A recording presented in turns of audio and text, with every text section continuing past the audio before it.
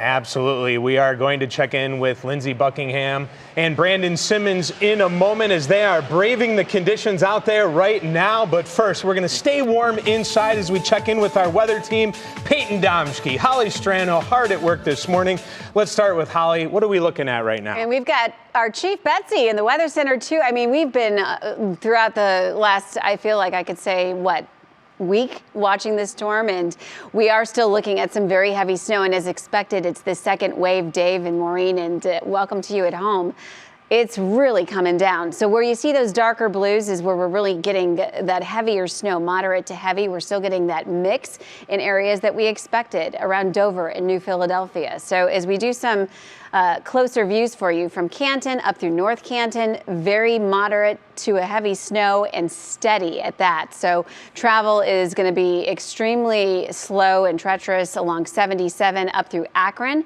We've got snow coming down pretty hard in Copley at this point, through Wadsworth, and through our suburbs we're seeing it too. And you know, it's going to be through the afternoon. Something that we've been emphasizing so much with this storm system is that it's not really limited to one day part. A lot of you earlier, if you've been with us throughout the morning and now into the early afternoon, have been saying, well, I mean, wait, you know, we have this much, but it's not the numbers, it's the impact, and it's all about the timing. So some of you might have a third shift to head out to this afternoon, or a meeting that could very well be canceled because of the snow. On the west side, we're seeing it from Vermilion straight on through Avon and Avon Lake. Lorraine's getting snowed on pretty hard. Oberlin is too. And taking a look at the wind profile, it is blustery.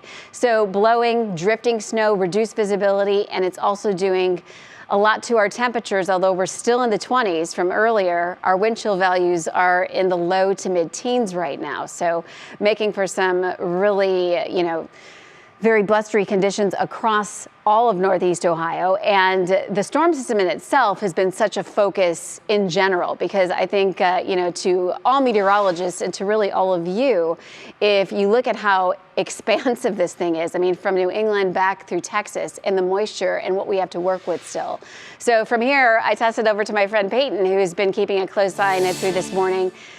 We've got a lot of hours ahead of us yet. We still do, and this is an expansive storm, as you saw Holly mention, but I do want to drill home this point here, that the fact that you're seeing some of these darker shades of blue, yes, you might think, okay, at first glance, it's heavy snow, but it is also a little bit of that mixing in there too. So wet snowflakes definitely involved, but we are starting to see, and we are going to continue to see, a prolonged sleet and icing event for some of our southern counties. And I show you this correlation coefficient map. It's a big word, I know, but don't get used to it. We're going to nerd out together here.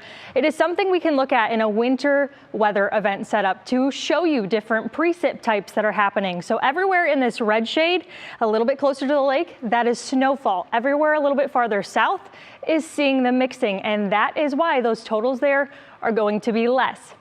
Something else you'll notice when you head out the door is visibility has dropped. Now, this is something that you can simply see just looking out your window, but if you have to travel, this is going to be an issue. If you don't have to travel, please stay at home. So in your National Zymer hour-by-hour forecast, I mentioned the mixing. It is going to be prolonged.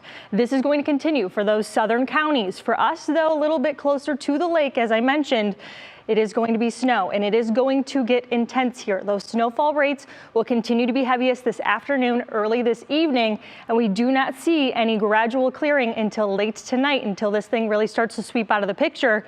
But that is going to bring changes into the day even tomorrow. So yes, we'll see some lingering scattered snow as we kickstart your Friday, but there's an Arctic blast here that we're going to chat about in depth and a little bit more and time out the rest of your weekend in just a few.